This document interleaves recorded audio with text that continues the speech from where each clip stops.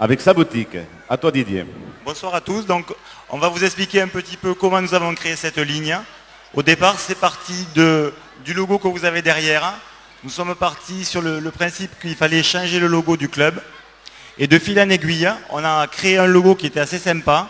Vous l'avez qui tourne sur les écrans. Et on a décidé de lancer une ligne de vêtements.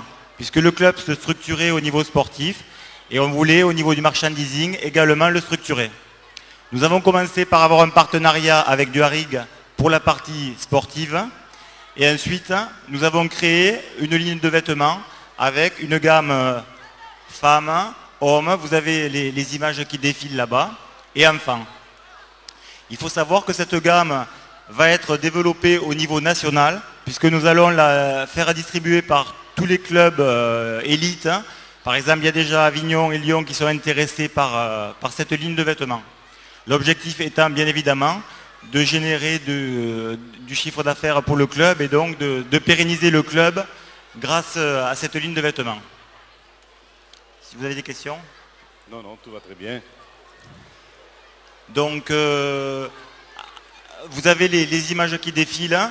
Donc, en termes d'articles, nous avons, là vous avez la gamme été avec en particulier des t-shirts, des suites, des sacs à dos, hommes, femmes, enfants.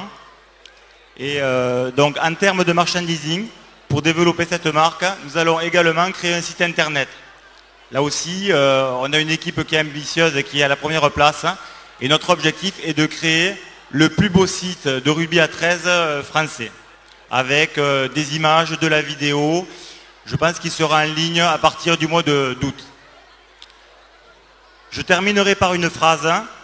Tout à l'heure, monsieur le maire Pierre Tournier a dit qu'il souhaite voir les ailes du moulin tourner très longtemps.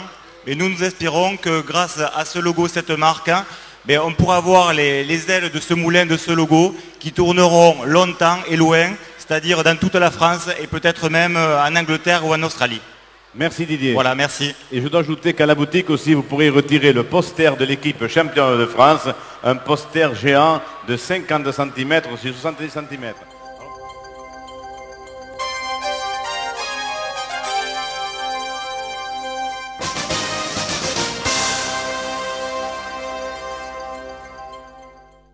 Mais Jean, André, pour nous, c'est pas Élise qui a inventé le rugby. Pour nous, les Ignanais, le rugby d'aujourd'hui, il est arrivé avec Joseph Anglade.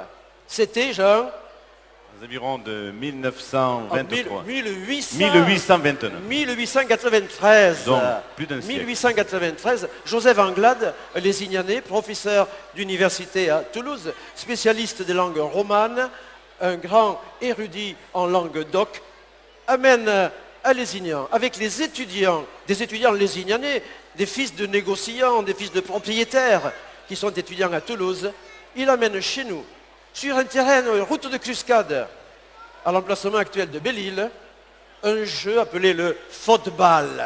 Oh, pas le football, hein, nous c'est le football à Lézignan. C'est bien comme ça qu'on dit chez nous. Et c'est bien ensuite le football club lézignanais.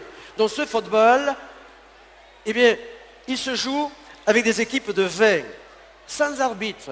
Il peut durer plusieurs heures. Dans chaque équipe de 20, il y a 10 avant et 10 arrière.